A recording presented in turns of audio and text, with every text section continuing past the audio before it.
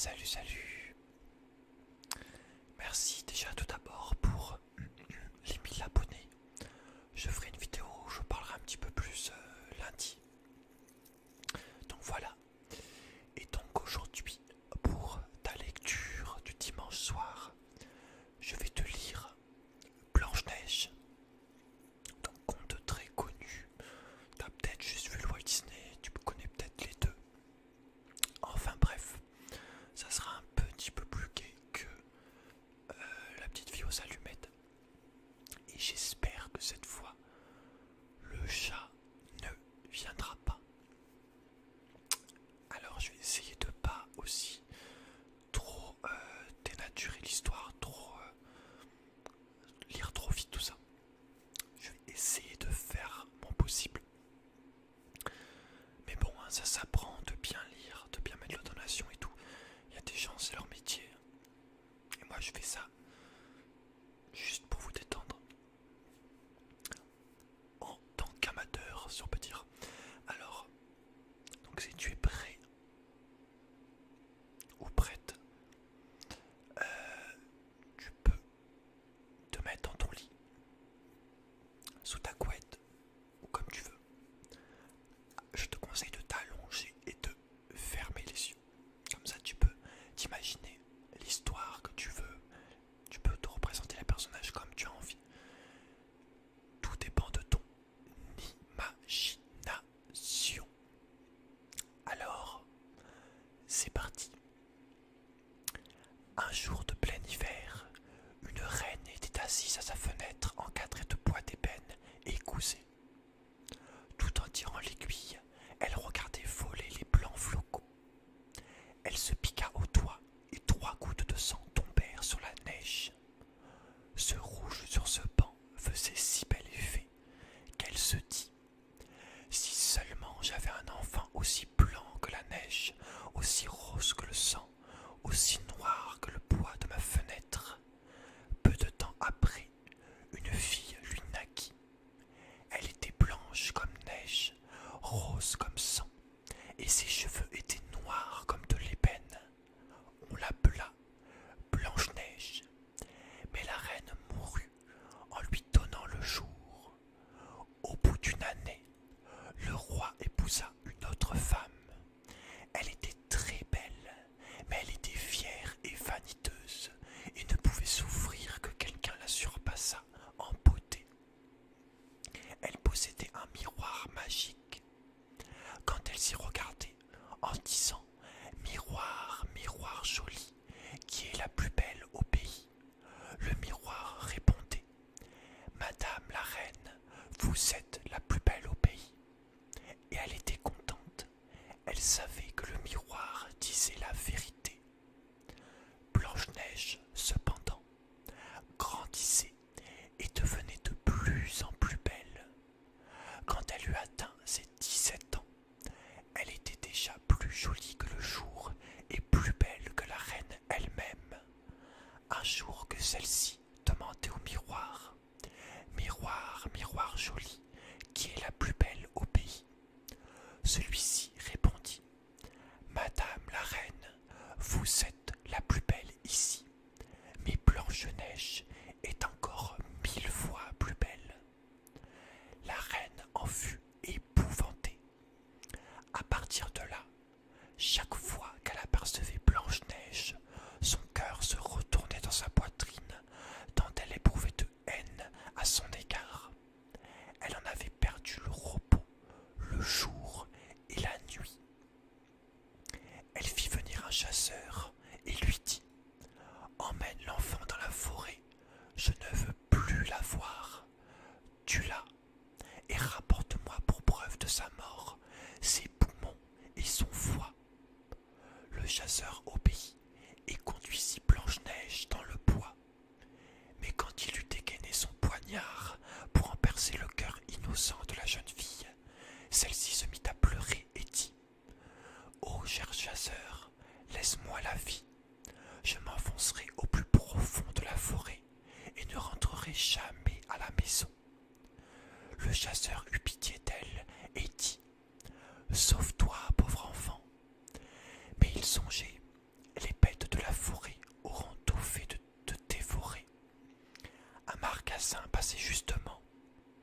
chasseur le tua de son poignard, prit ses poumons et son foie, et les apporta à la reine comme preuve de la mort de Blanche-Neige.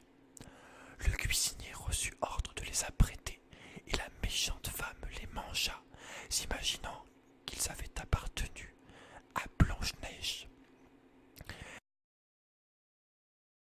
Était au milieu des bois, toute seule. Sa peur était si grande qu'elle regardait toutes les feuilles de la forêt sans savoir ce qu'elle allait devenir. Elle se mit à courir sur les cailloux pointus et à travers les épines. Les bêtes sauvages bondissaient autour d'elle, mais ne lui faisaient aucun mal. Elle courut jusqu'au soir, aussi longtemps que ses jambes purent la porter. Elle aperçut alors une petite maison et y pénétra pour s'y reposer. Dans la maisonnette, tout était minuscule, gracieux et propre. On y voyait une petite table couverte d'une nappe blanche avec 7 petites assiettes et 7 petites cuillères, 7 petites fourchettes et 7 petits couteaux, et aussi 7 petits gobelets. Contre le mur, il y avait 7 petits lits alignés les uns à côté des autres et recouverts de draps tout blancs. Blanche-Neige avait si faim et si soif qu'elle prit dans chaque assiette un peu de légumes et de pain et but une goutte de vin dans chaque gobelet, car elle ne voulait pas manger la portion tout entière de l'un des convives. Fatiguée, elle voulut ensuite se coucher, mais aucun des lits ne lui convenait. L'un était trop long, l'autre trop court. Elle les essaya tous. Le 7e, enfin, fut à sa taille. Elle s'y allongea, se confia à Dieu et s'endormit. Quand la nuit fut complètement tombée, les propriétaires de la maisonnette arrivèrent. C'étaient 7 nains qui, dans la montagne, travaillaient à la mine. Ils allumèrent leurs 7 petites lampes, et quand la lumière illumina la pièce, ils virent que quelqu'un y était venu, car rien n'était plus tel qu'il l'avait laissé. Le premier dit: qui s'est assis sur ma petite chaise.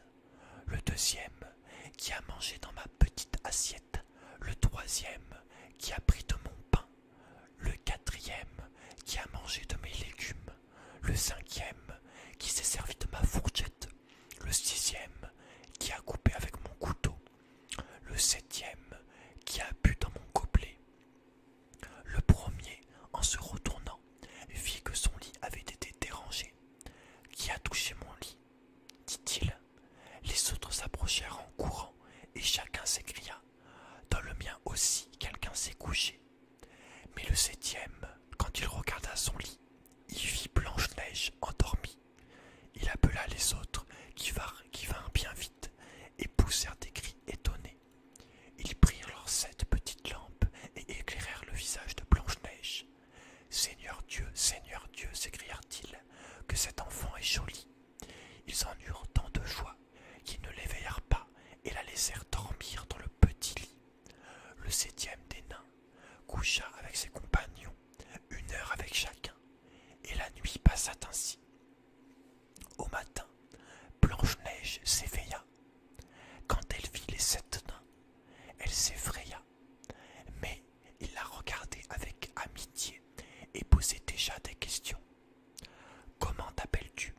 « Je m'appelle Blanche-Neige, répondit-elle. »« Comment es-tu venue jusqu'à nous ?» Elle leur raconta que sa belle-mère avait voulu la faire tuer, mais que le chasseur lui avait laissé la vie sauve et qu'elle avait ensuite couru tout le jour jusqu'à qu'elle trouvât cette petite maison. Les nains lui dirent: « Si tu veux t'occuper de notre ménage, faire à manger, faire les lits, laver, coudre et tricoter, si tu tiens tout en ordre et en propreté, tu pourras rester avec nous et tu ne manqueras de rien. » « D'accord, d'accord de tout mon cœur, dit Blanche-Neige. Elle resta auprès d'eux. Elle s'occupa de la maison. Le matin, les nains partaient pour la montagne où ils arrachaient le fer et l'or. Le soir, ils s'en revenaient et il fallait que leur repas fût prêt. Toute la journée, la jeune fille restait seule, les pompes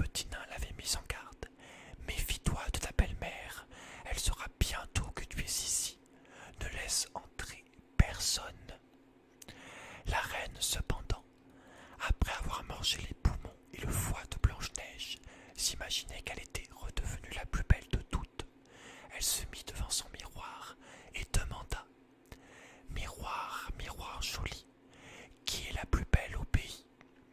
Le miroir répondit: Madame la reine, vous êtes la plus belle ici, mais par-delà les monts d'airain, auprès des gens dits petits nains, Blanche-Neige est 1000 fois plus belle. La reine en fut bouleversée. Elle savait que le miroir ne pouvait mentir. Elle comprit que le chasseur l'avait trompée et que Blanche-Neige était toujours en vie. Elle se creusa la tête pour trouver un nouveau moyen de la tuer, car aussi longtemps qu'elle ne serait pas la plus belle au pays, elle savait que la jalousie ne lui laisserait aucun repos. Ayant finalement découvert un stratagème, elle se farda le visage et s'habilla comme une vieille marchande ambulante. Elle était méconnaissable. Ainsi déguisée, elle franchit les 7 montagnes derrière lesquelles vivaient les 7 nains. Elle frappa à la porte et dit: J'ai du beau, du bon à vendre, à vendre. Blanche-Neige regarda par la fenêtre et dit: Bonjour, chère madame, qu'avez-vous à vendre? De la belle, de la bonne marchandise, répondit-elle, des corselets de toutes les couleurs. Elle lui en montra un tressé de soie multicolore. Je peux bien laisser entrer cette honnête femme, se dit Blanche-Neige. Elle déverrouilla la porte et acheta le joli corselet. Enfant, dit la vieille, comment tu t'y prends? Viens, je vais te l'ajuster comme il faut. Blanche-Neige était sans méfiance. Elle se laissa passer le nouveau corselet, mais la vieille serra rapidement et si fort que la jeune fille perdit le souffle et tomba comme morte. Et maintenant, tu as fini d'être la plus belle, dit la vieille en s'enfuyant. Le soir, peu de temps après, les 7 nains rentrèrent à la maison. Quel effroi fut le leur lorsqu'ils virent leur chère Blanche-Neige étendue sur le sol, immobile et sans vie. Ils la soulevèrent et virent que son corselet la serrait trop. Ils en coupèrent vite le cordonnet. La jeune fille commença à respirer doucement, et peu à peu, elle revint à elle. Quand les nains apprirent ce qui s'était passé, ils dirent: La vieille marchande n'était autre que cette mécréante de reine. Garde-toi de laisser entrer quelqu'un quand nous ne sommes pas là. La méchante femme, elle, dès son retour au château, s'était placée devant son miroir et avait demandé: Miroir, miroir joli, qui est la plus belle au pays? Une nouvelle fois, le miroir avait répondu: Madame la reine, vous êtes la plus belle ici, mais par-delà les monts d'airain, auprès des gentils petits nains, Blanche-Neige est 1000 fois plus belle.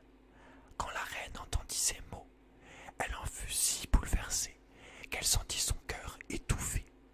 Elle comprit que Blanche-Neige avait recouvré la vie. Eh bien, dit-elle, je vais trouver quelque moyen qui te fera disparaître à tout jamais. Par un tour de sorcellerie qu'elle connaissait, elle empoisonna un peigne. Elle se déguisa à nouveau et prit l'aspect d'une autre vieille femme. Elle franchit ainsi les 7 montagnes en direction de la maison des 7 nains, frappa à la porte et cria: Bonne marchandise à vendre. Blanche-Neige regarda par la fenêtre et dit: Passez votre chemin, je n'ai le droit d'ouvrir à quiconque. Mais tu peux bien regarder, dit la vieille en lui montrant le peigne empoisonné. Je vais te peigner joliment. La pauvre Blanche-Neige ne se douta de rien et laissa faire la vieille. À peine le peigne eut-il touché ses cheveux que le poison agit et que la jeune fille tomba sans connaissance. Et voilà, dit la méchante femme, c'en est fait de toi, prodige de beauté. Et elle s'en alla. Par bonheur, le soir arriva vite et les 7 nains rentrèrent à la maison. Quand ils virent Blanche-Neige étendue comme morte sur le sol, ils songèrent aussitôt à la marâtre, cherchèrent et trouvèrent le peigne empoisonné. Dès qu'ils l'eurent retiré de ses cheveux, Blanche-Neige revint à elle et elle leur raconta ce qui s'était passé. Ils lui demandèrent une fois de plus d'être sur ses gardes et de n'ouvrir à personne.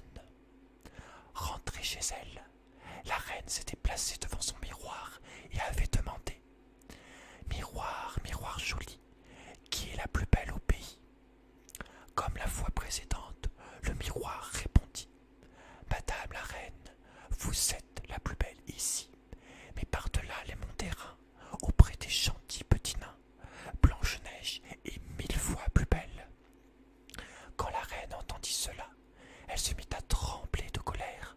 « Il faut que Blanche-Neige meure, s'écria-t-elle. Dussé-je en périr moi-même ?» Elle se rendit dans une chambre sombre et isolée où personne n'allait jamais et y prépara une pomme empoisonnée.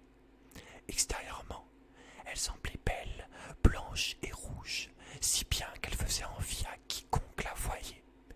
Mais il suffisait d'en manger un tout petit morceau pour mourir.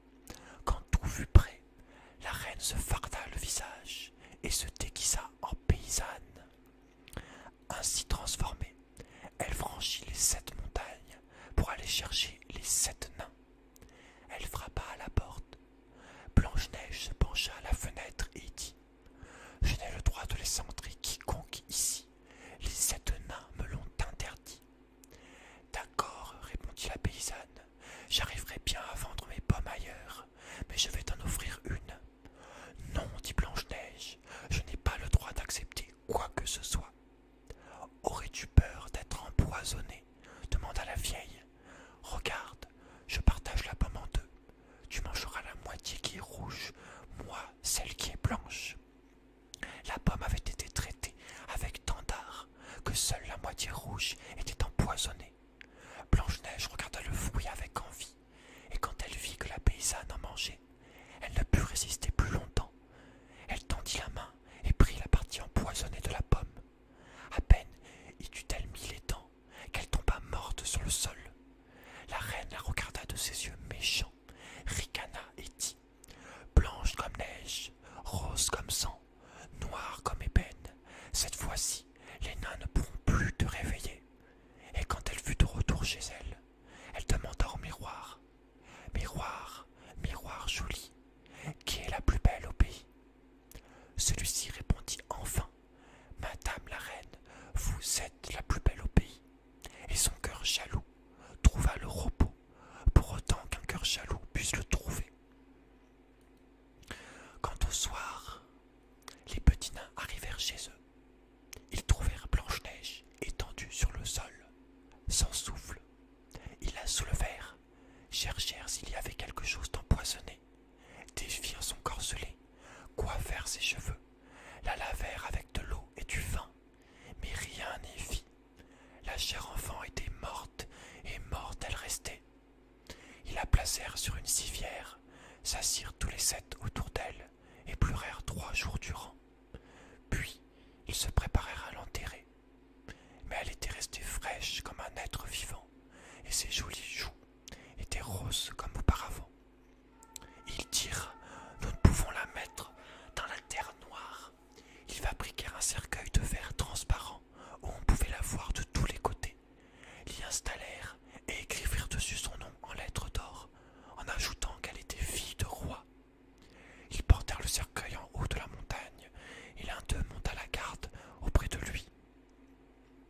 Longtemps, Blanche-Neige resta ainsi dans son cercueil, toujours aussi jolie. Il arriva qu'un jour, un prince qui chevauchait par la forêt s'arrêta à la maison des nains pour y passer la nuit. Il vit le cercueil au sommet de la montagne et la jolie Blanche-Neige. Il dit aux nains « Laissez-moi le cercueil, je vous en donnerai ce que vous voudrez. » Mais les nains répondirent « Nous ne vous le donnerons pas pour tout l'or du monde. » Il dit « Alors, donnez-le-moi pour rien, car je ne pourrai plus vivre sans voir Blanche-Neige. Je veux lui rendre honneur et respect, comme à ma bien-aimée. » Quand ils entendirent ces mots, les bons petits nains furent saisis de compassion et lui donnèrent le cercueil. Le prince le vit emporter sur les épaules de ses serviteurs. Comme il allait ainsi, l'un d'eux buta sur une souche. La secousse fit glisser hors de la gorge de Blanche-Neige le morceau de pomme empoisonné qu'elle avait mangé. Puis, après, elle ouvrit les yeux, souleva le couvercle du cercueil et se leva. Elle était de nouveau vivante.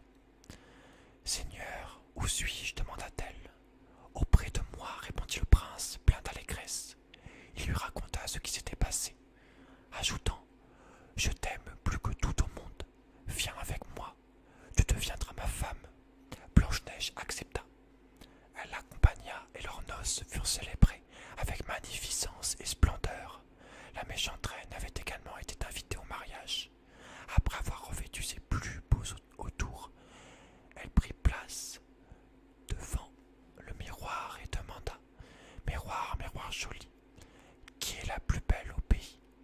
Vous êtes la plus belle ici, mais la jeune souveraine est 1000 fois plus belle. La méchante femme proféra un affreux juron, et elle eut si